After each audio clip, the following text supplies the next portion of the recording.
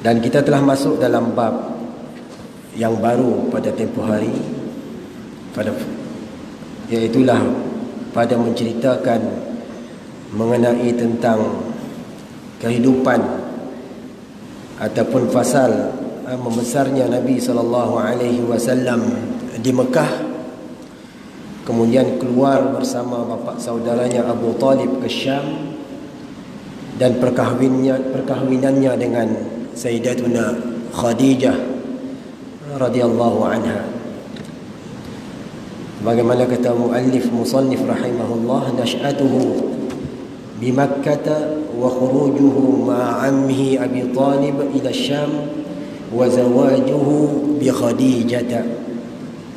Dan kita telah baca pada peringkat pertama, iaitu kita masuk ke peringkat kedua, iaitulah kata musannif, kata pengarang kitab ini, wa tahharahu Allah azza wa jalla min danasil jahiliyah wa min kulli aibin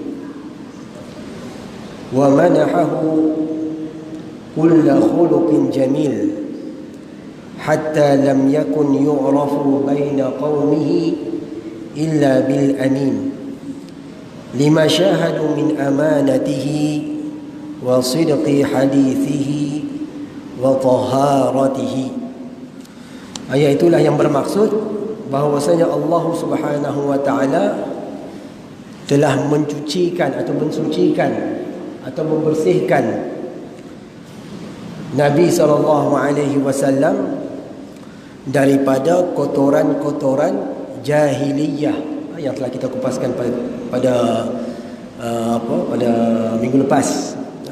Wa min kulli aibin, dan apa juga semua perkara yang berbentuk keaiban ataupun kecacatan yang boleh merosakkan muruah ataupun maruah Nabi SAW. Ini sebelum menjadi Nabi ni, sebelum menjadi Nabi SAW. Jadi sudah dibersihkan Nabi. Allah Subhanahu wa taala menjaga, memelihara nabinya daripada kotoran jahiliyah, iaitu perkara-perkara yang dilakukan oleh amalan-amalan jahiliyah yang berbentuk mungkar, yang berbentuk maksiat, yang berbentuk keji, seperti sembahan-sembahan berhala, meminum arak, berjudi, riba, rasuah. Pada zaman jahiliyah, Nabi nak ikut serta. Nabi dari kecil memang sudah benci dalam perkara tersebut, tak suka. Dan juga perkara-perkara yang aib, kita telah menceritakan bagaimana yang diriwayatkan oleh Al-Imam Al-Bukhari rahimahullah, bagaimana Allah menjaga diri Nabi daripada terdedah auratnya, sehinggalah Allah Subhanahu wa taala mempengsankan Nabi sebelum dinampakkan segala auratnya. Ketika mana kisah yang kita ceritakan Nabi mengangkat batu tu, ketika mana pembinaan Kaabah, yang diangkat kain Nabi tapi Nabi pingsan. Semuanya adalah kehendak Allah Subhanahu wa taala untuk memelihara Nabi tersebut daripada nampak auratnya di khalayak ramai. Tengok, Allah Subhanahu wa taala telah jaga. Dan ada juga kisah yang diceritakan oleh Ibnu Athir dalam kitabnya Ar-Rahiqul Makhtum, dalam kitab yang dikarang oleh Sufir Al-Mubarakfuri dalam kitabnya Ar-Rahiqul Makhtum, ada diambil riwayat daripada Ibnu Athir. Pernah juga diceritakan bagaimana Nabi SAW ketika mana baginda Rasul SAW mengembala kambing, baginda SAW bagi tahu kepada sahabatnya, saya mau turun sekejap ke bandar Mekah, mau tengok apa yang berlaku. Nabi SAW ketika belum jadi Nabi lagi, SAW, Nabi turun ke Mekah. Nabi dengar bunyi-bunyian, orang sedang mungkin konsert, ya Allah alam lah. Kalau zaman kita ni lah bunyi-bunyian lah. Orang kahwin kita pun bunyi juga, macam-macam bunyi kita ni kan. Kadang menari lagi, kadang orang yang sudah berumur pun ikut juga menari. Itu muruah, boleh jatuh muruah, sampai ke tahap begitu. Nabi zaman mudanya pun mau tahu apa berlaku di bandar Mekah tu. Nabi try turun.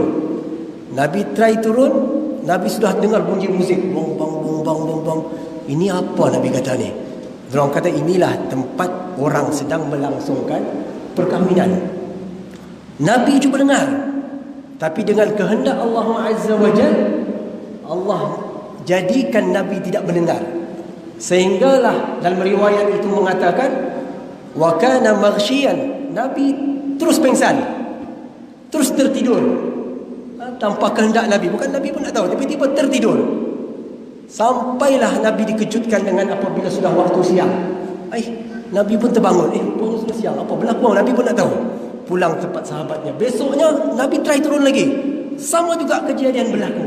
Tengok bagaimana Allah Subhanahu wa taala dengan kehendaknya menjaga, memelihara bakal-bakal Nabi ini daripada perkara-perkara yang aib. Sebab mendengar sesuatu perkara yang merosakkan Nabi SAW dan juga kita semua, kadang-kadang ada bunyi-bunyian yang boleh membawa kita kepada perkara mungkar, kepada maksiat.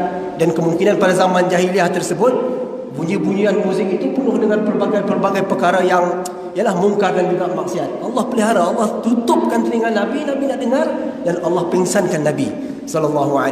Sehinggalah kesiang hari Nabi bangun, pula Nabi nak tahu apa yang berlaku, dan Nabi nak dengar pun.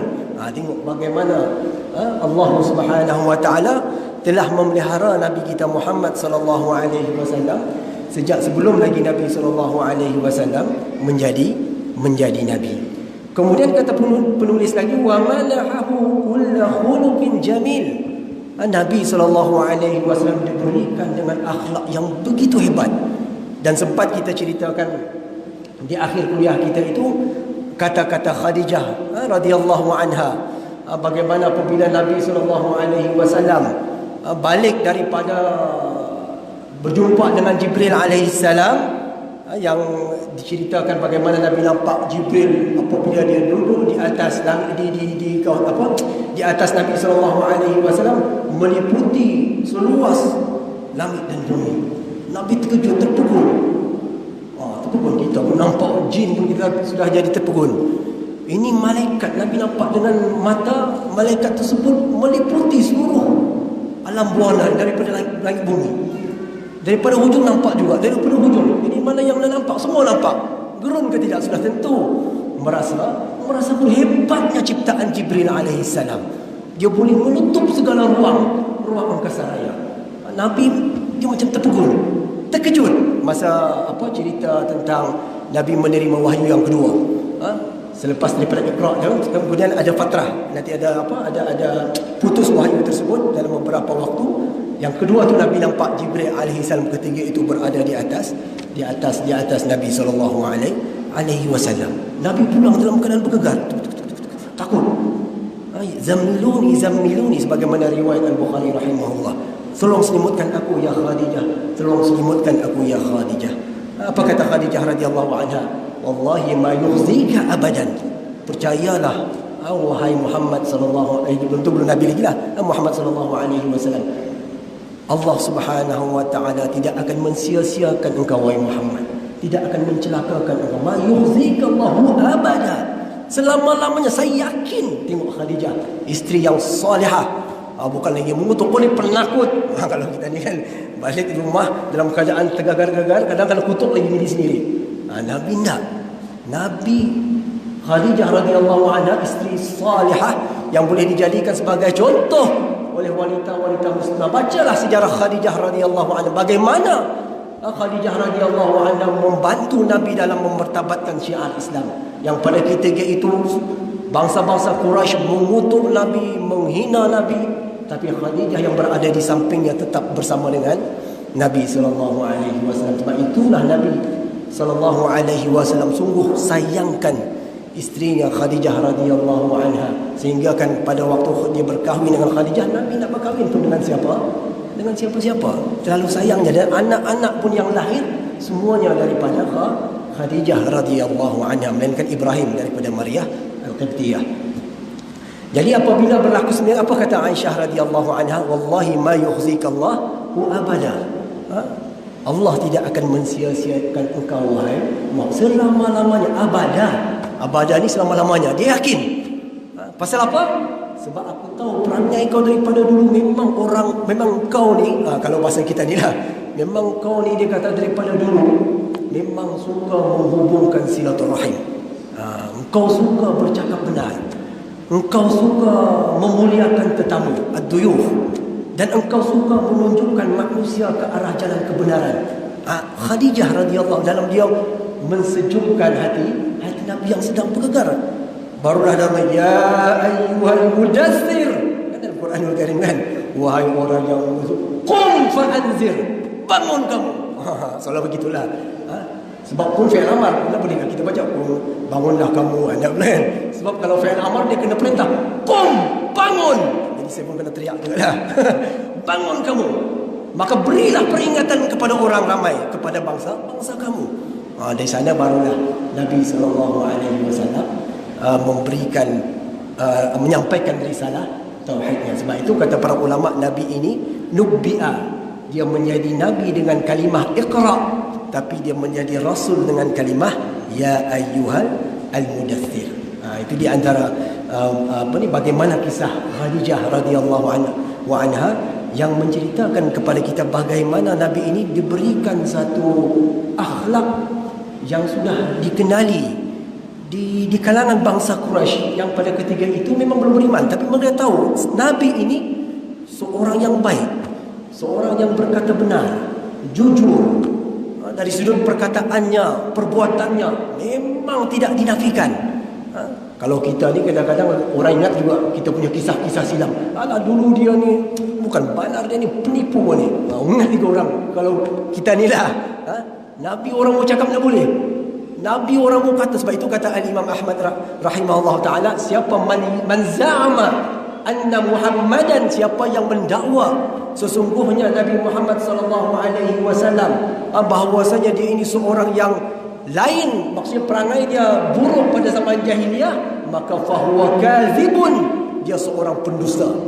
Sebab itu orang tak boleh pertikai, orang kafir pun tak boleh pertikai, pihak orientalis pun tak boleh pertikai Nabi Muhammad sallallahu alaihi wasallam.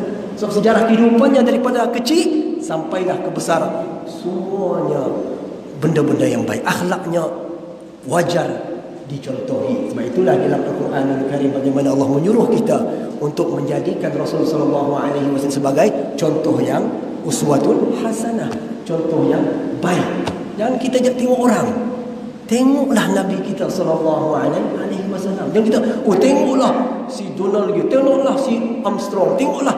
Jangan, tengok dulu Nabi sallallahu, baca kitab Nabi, baca akhlak syama'il yang sekarang ini dibacakan oleh Syekh Syekh Fahmi Zamzam hafizahullah taala. Banyak akhlak Nabi terkandung dalam kitab tersebut yang memaparkan keindahan akhlaknya Nabi sallallahu alaihi wasallam. Sebab itu kata penulis ni, dia kata hatta lam yakun yu'rafu baina qaumihi illa bil amin, sehinggalah tidak dikenali di zaman itu bahawasanya Muhammad sallallahu alaihi wasallam ni lain daripada yang lain, tetap mereka gelar sebagai al-amin. Sehingga kalau yang tuan-tuan rasa pernah dengar cerita bagaimana ketika mana pembinaan Kaabah, setelah berlakunya sedikit kehancuran pembangunan Kaabah kerana bah banjir yang begitu besar, dan berlakulah pihak bangsa Quraisy untuk membina semula Kaabah. Walaupun pada mulanya kalau kita tengok dalam sejarah mereka ragu-ragu. Seorang pun nak berani menghancurkan dia. Kau hancur. Sekarang kena malapetaka kita mungkin kita hancurkan Kaabah ni. Bahaya ni Kaabah ni. Abraha pun hancur. Ni kan kita ni lagi. Jadi macam terasa takut, gerun. Sehinggalah Walid bin Ibnu Al-Mughirah, dia kata nak apalah kalau kamu nak mau akulah yang try dulu, dia kata. Dia try. Tengok tak apa-apa pun okey je si Walid ni, dah pun diberikan malapetaka bencana oleh Allah Ta'ala. Akhirnya mereka robohkan. Jadi peristiwa pembinaan Kaabah semula dibina semula oleh bangsa Quraisy, disitulah menampakkan juga bagaimana Nabi SAW menjadi seorang hakim yang dipercayai oleh bangsa Quraisy. Kita tengok bagaimana selepas hampir selesainya pembinaan Kaabah, secara ringkasnya kan tinggal satu lagi untuk diletakkan, iaitulah Hajar Al-Aswad. Di mana mau diletakkan? Bukan di mana mau diletakkan, siapa yang mau meletakkannya? Masing-masing kabilah kata akulah yang selayaknya mereka juga merasakan Hajar Aswad ini merupakan satu batu yang bernilai, yang amat mereka kagumi, yang amat mereka hargai dan sanjungi. Mereka tahu, sebab mereka tahu Kaabah itu dibina oleh Nabi Ismail dan juga Ibrahim alaihissalam. Sebab itu mereka berhati-hati dalam buat Kaabah. Sehingga kan dalam sejarah menceritakan Kaabah itu pun dibina dengan duit, dengan harta yang mulia. Bukan daripada riba, dorang tolak. Ini duit daripada mana? Daripada Rasulullah bos. Tak boleh. Ini daripada mana? Ini daripada penjualan arak. Tak boleh. Dorang pun tahu. Walaupun zaman tu zaman yang teruk juga. Tapi bina Kaabah, mereka guna duit yang paling mulia. Kalau boleh, jangan ada benda-benda yang mungkar. Semua benda-benda yang baik. Benda daripada jual beli yang bagus. Semua bagus-baguslah semua. Sehinggalah mereka bina Kaabah. Sehinggalah satu lagi Hajar Aswad. Siapa yang lebih layak? Akulah, kaulah, aku. Semua mendakwa kabilahnya boleh buat, boleh meletakkan. Jadi hampir berlakunya pergaduhan. Ya, akhirnya mereka katakan, okeylah, senang ceritanya, siapa yang masuk daripada pintu di sebelah sana, itulah yang akan menghakimi kita. Kabilah sudah berkumpul ni, mau bergaduh. Last yang masuk siapa? Nabi Muhammad sallallahu alaihi wasallam. Hadza al-amin, hadza al-amin. Nah, inilah al-amin, orang yang jujur. Dan inilah orang yang jujur. Radina bi hukmih, kami redha dengan hukumannya, dengan penghakimannya. Apa saja yang dia cakap, kami redha. Tengok bagaimana Nabi sallallahu alaihi wasallam dipersetujui keaminan dia tu, kejujuran dia tu. Kita kadang-kadang nama saja amin, tapi penipunya nombor satu juga, pembohongnya nombor satu juga. Tapi nama Muhammad Amin, tapi bukan yang ada di sini ya. Muhammad Amin yang sebelah sana. Yang lain maksudnya. Tapi Nabi dipersetujui dia punya penghakiman. Akhirnya Nabi SAW meredakan keadaan. Okeylah, semua kabilah memegang di bujur kain, dan batu tu diletakkan di tengah-tengah. Semua bawa, sama-sama bawa. Menampakkan semuanya satu darajat sama. Bawa. Akhirnya mereka setuju. Nabi sendiri Muhammad SAW meletakkan batu Hajar Aswad. Tengok bagaimana mereka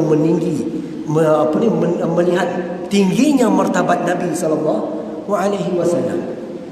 Dan kisah lain lagi, Abu Sufyan Ibn Harb sebagai contohnya. Kalau tuan-tuan pernah dengar cerita dia dengan Herakl, kalau kita sebut Hercules lah, bukan sebenarnya bukan Hercules, kalau dalam bahasa Arab Herakl lah.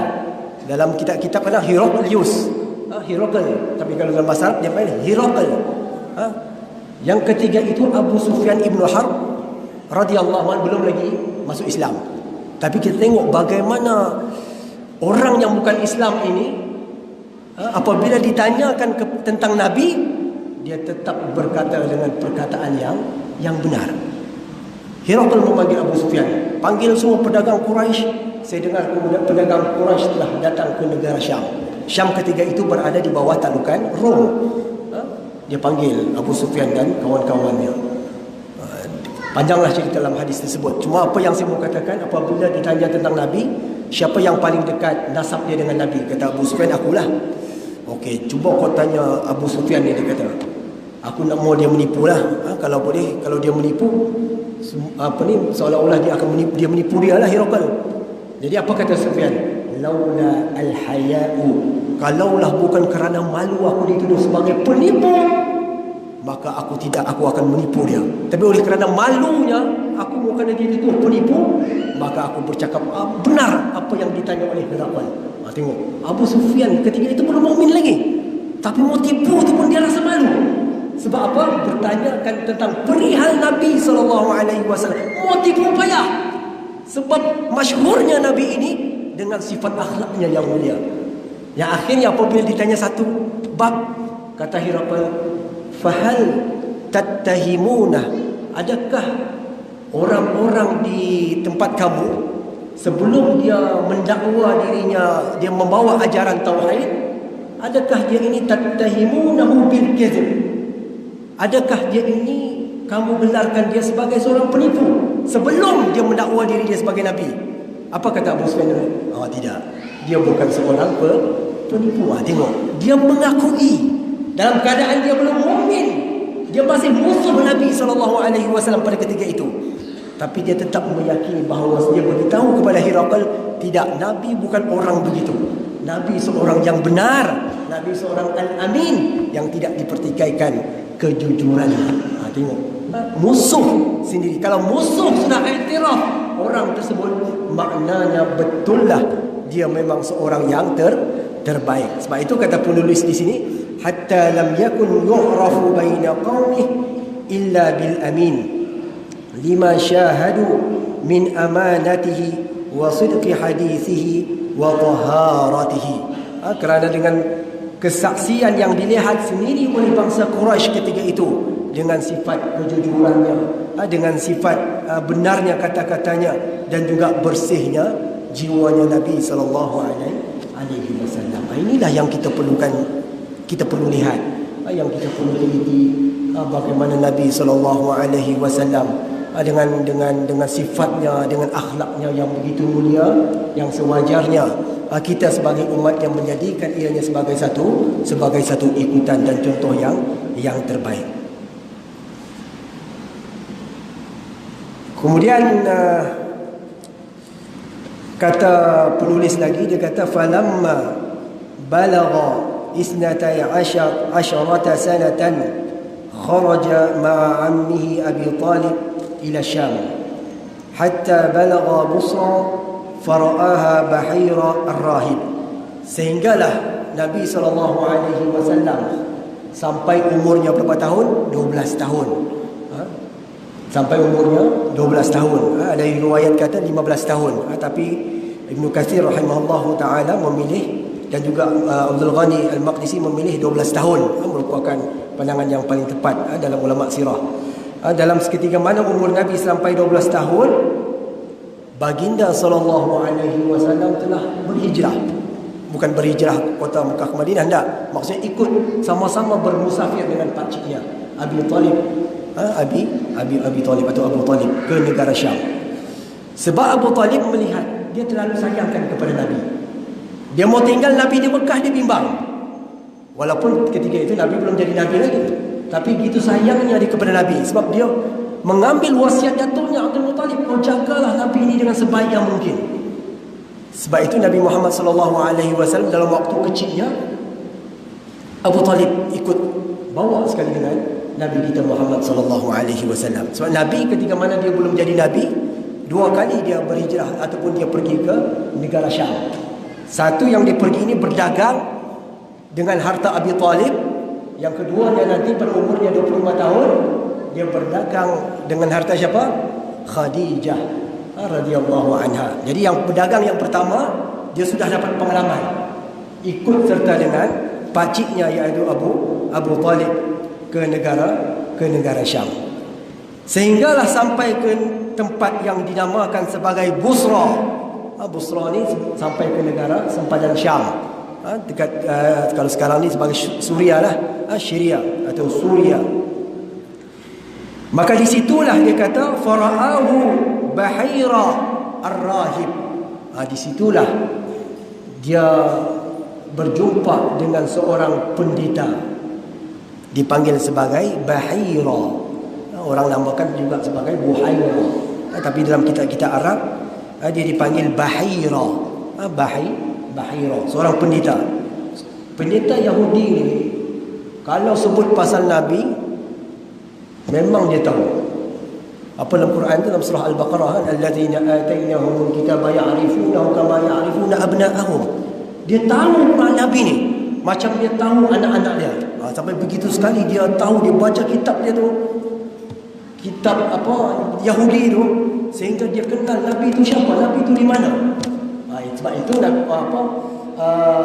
surah Fatihah yang kita baca selalu, ghairil maghdubi alaihim, bukan jalan yang engkau sesatkan mereka. Sesatkan ke atas mereka. Siapa dia? Yahudi. Sebab apa? Yahudi tahu kebenaran, tapi dia tutup kebenaran tersebut. Dia pura-pura tidak tahu bahawasanya Nabi ini sebagai seorang Nabi. Dan ajaran-ajaran yang dibawa oleh Nabi Musa, Isa dan Nabi Muhammad SAW semuanya sama. Semuanya mentauhidkan Allah Azza wa Jalla. Tapi mereka pura-pura tidak, pura-pura tak tahu. Ini perangai Yahudi. Perangai di samping dia suka menggagalkan perjanjian apa dan semua sekali, dalam Quran banyak disebutkan tentang Yahudi ini, perangai Yahudi. Jadi Bahira Ar-Rahib ini salah seorangnya. Tapi dia bukan perangai Yahudi yang menutup kebenaran. Dia tahu. Dia tengok perangai dia. Cuba tengok apa yang dinyatakan oleh penulis. Fa'arafahu bi sifatihi faja'a wa akhadha bi yadihi. Dia tahu sifat Nabi. Dia tengok saja Nabi dengan Abi Talib yang datang ke negara Syam, belum sampai Syam lagi, baru sampai di Busra. Busra ni belum sampai masuk Syam lagi. Sebab apabila sampai Syam, dia sudah berada di bawah taklukan Rom. Rom di sana kawasan Yahudi banyak. Jadi sebelum dia sampai Syam, dia sampai ke Busra, jumpa dengan Bahira ni. Bahira nampak, lain macam seorang ni, dia kata. Budak ni lain macam. Dia tahu sifat-sifat Nabi tu. Jadi dia pegangnya tangan Nabi sallallahu alaihi wasallam. Wa qala, lalu dia pun berkata, hadza sayyidu al-alamin. Inilah penghulu segala alam, ataupun inilah pemimpin semesta alam. Dia tahu sudah, dia tengok. Sebab dia baca, dia memang faham apa yang ditulis dalam kitab-kitab dia. Dia tengok gaya Nabi, dia tahu inilah pemimpin. Inilah pemimpin, maknanya inilah bakal Nabi yang akan datang. Hadza rasulun rabbil alamin. Dan inilah merupakan utusan Tuhan semesta alam. Tengok Bahira. Sebab dia tahu sifat-sifat Nabi. Hadza yab'atsuhu rahmatan lil alamin. Dan dia akan bangkit menjadi rahmat semesta alam. Dia kata, siapa kata? Bahira Ar-Rahib, pendeta Yahudi. Maka apabila Abu Talib dan juga rombongan kata begitu, mereka pun rasa macam pelik. Macam mana dia boleh tahu ni? Dahsyat ni pendeta ni, dia kata. Padahal pendeta Yahudi memang tahu pun. Faqila lahu, maka dikatakan kepadanya, wa ma ilmuka hadza? Macam mana kau boleh tahu? Kami pun nak tahu, dia kata. Memanglah Quraisy memang tahu pun. Yahudi memang tahu. Dia tahu sifat-sifat Nabi. Allah sendiri sebutkan dalam Quranul Karim, mereka ni lebih tahu daripada anak-anaknya. Bagaimana mereka tahu anak mereka, begitulah dia tahu Nabi sallallahu alaihi wasallam. Faqala, maka dia pun kata, siapa kata? Bahira.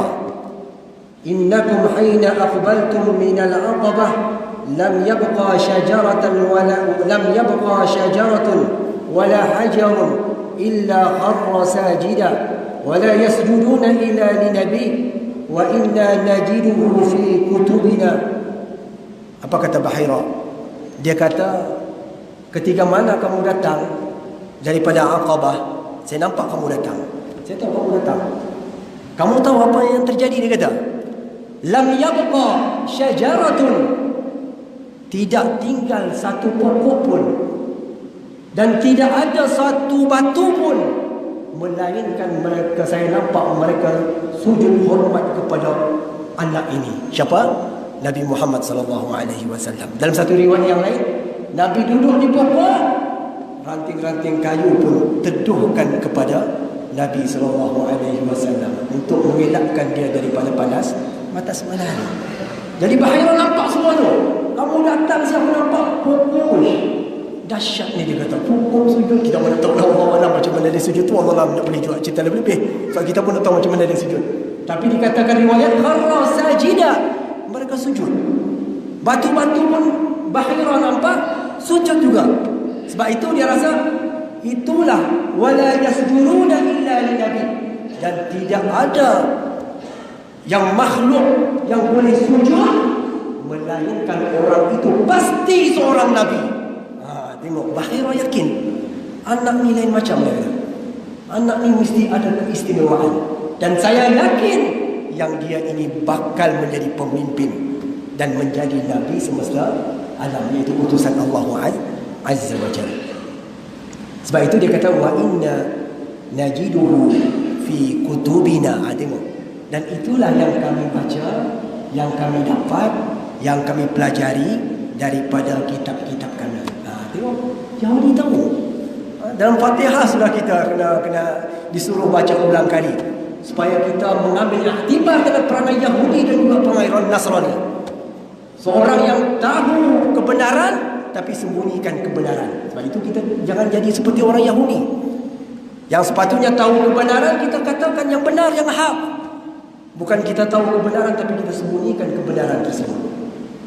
Allah sudah suruh kita baca berapa kali dalam sembahyang, fardu dan juga sembahyang sunat kita, supaya kita menjadi seorang yang mengambil perhatian apa yang Allah Subhanahu Wa Taala. Bahkan dia menjadi rukun dalam sembahyang kita. Sebab itu kita perlu teliti, hayati. Bukan sekadar kita tahu terjemahannya.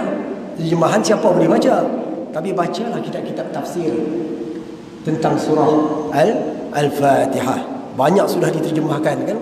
Kitab Said Qutb fi Zilalul Quran, kitab tafsir Ibnu Katsir.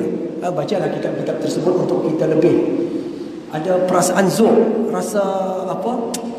Yalah, rasa masuk ke dalam jiwa kita surah Al-Fatihah yang dipanggil Ummul Kitab, ibu segala kitab. Sebab itu kata Bahira, dia bagi tahu sebab Abu Talib, dia kata kalau gitu Abu Talib, jangan kamu masuk Syam. Jangan kamu masuk Syam. Sebab apa? Sana banyak orang Yahudi. Orang Yahudi di sana, kalau macam saya okeylah, macam Bahira.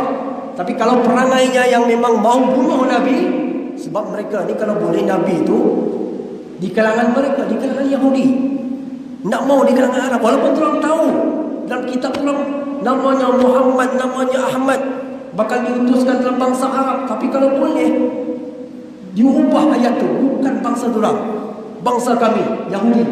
Sebab itu mereka asal ada anak mereka cuba namakan sebagai Muhammad, mau supaya Nabi itu berada di kalangan mereka. Jadi kalau mereka sampai, kalau Nabi SAW sampai di negara Syam, takut bimbang Nabi Muhammad SAW akan dibunuh. Sebab diorang tahu Nabi itu sifatnya macam mana. Diorang tahu.